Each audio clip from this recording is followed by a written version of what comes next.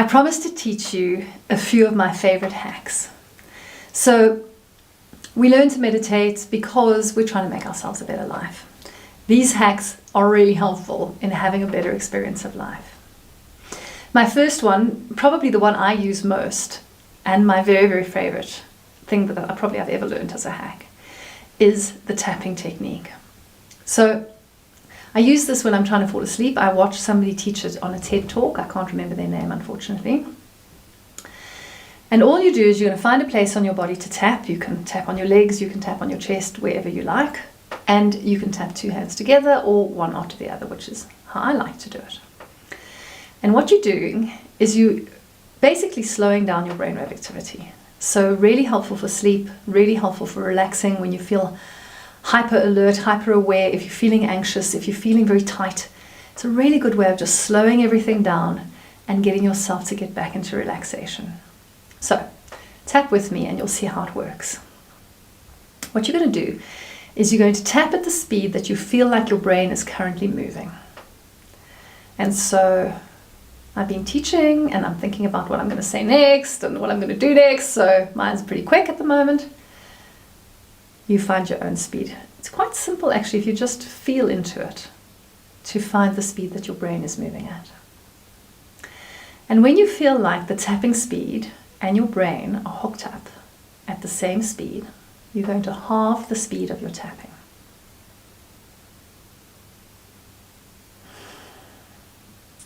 And you heard me sigh there because already I feel like I'm starting to relax and slow down.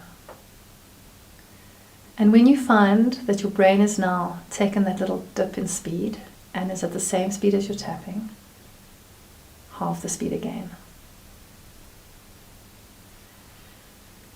Now around about this speed, I like to imagine that the tap is sort of like swinging from one side to the other. It's almost the one hand is pushing it this way and the other is pushing it that. You don't have to do that, but it works for me, like a little hammock. So in my imagination, it's moving, I'm just tapping. And when you're hooked up, slow down again.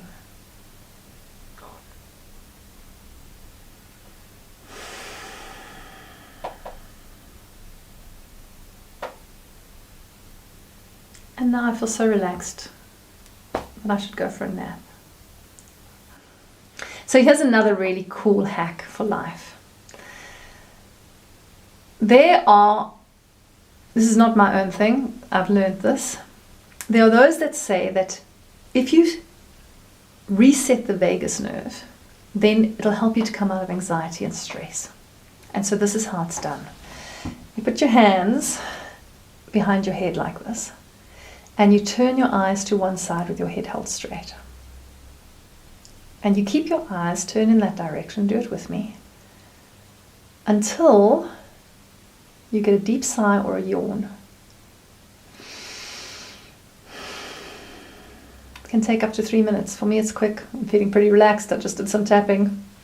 Turn your eyes to the other direction until you sigh or yawn again.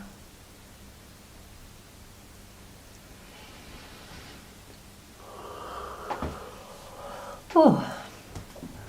And just check in, see how that feels for you. You feel like it's relaxed you? Cool, very, very simple technique. So here's a little short-term methodology that can be really, really helpful if you're struggling with anxiety. What you're doing is you're essentially giving yourself a distraction. You're giving yourself something else to think about. So if whatever mini-me has been up to has really taken you down the garden path and your brain is just obsessing over it and it just wants to be there and wants to be there and wants to be there and you need something to distract it, this methodology is really good for that. And it was taught to me by somebody who was teaching about techniques for anxiety. So if you struggle from anxiety, maybe give this one a try. What you do is you count to 10, or if you've really built that bonfire up, maybe to 20 or 30.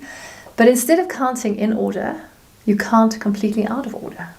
So you might start with 7 and 3 and 5 and 2 and 9 and 4 and 1 and 8 and 6 and 10. And so you see that it takes a little bit of thinking, like, where have I been? What have I done already? And so now you're giving your mind another thing to do, and it can't do two things at the same time.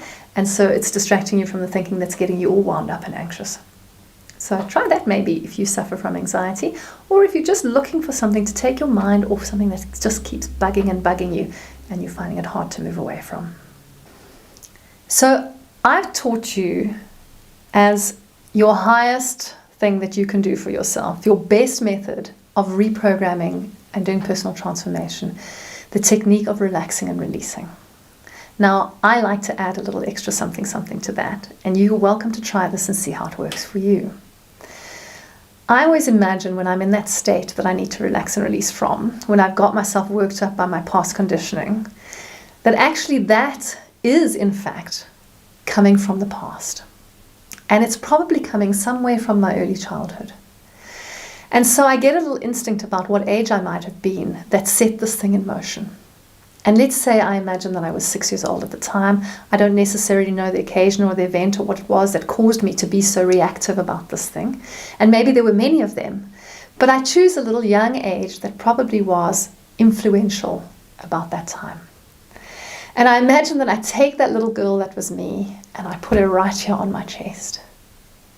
And I pat her little back as slow as I can, because we've just done the tapping, you know how effective that can be. And as I pat her little back, I say to her, "Oh, shame, man, I'm so sorry you're feeling like this." Because in that expression of feeling sorry and compassionate for her, I'm being very, very gentle.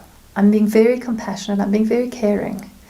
I'm taking my mind from this blah, blah, blah, blah, blah that my mini-me is trying to tell me to make me feel all bad about life and myself. And I'm putting my attention on generous, compassionate self-care. And I imagine that I'm that young little girl and that I'm taking her into my arms and I'm soothing her. And that little technique, that little hack, does something very interesting for me. And that is that it keeps me even more separated in the state of awareness, the watcher. I can see that all of this feeling, all of this reactivity, all of this wanting to act out or feel bad has been generated not by me in this moment, but by something in my past. And I'm soothing that past. Technique I found super, super handy. Give it a try.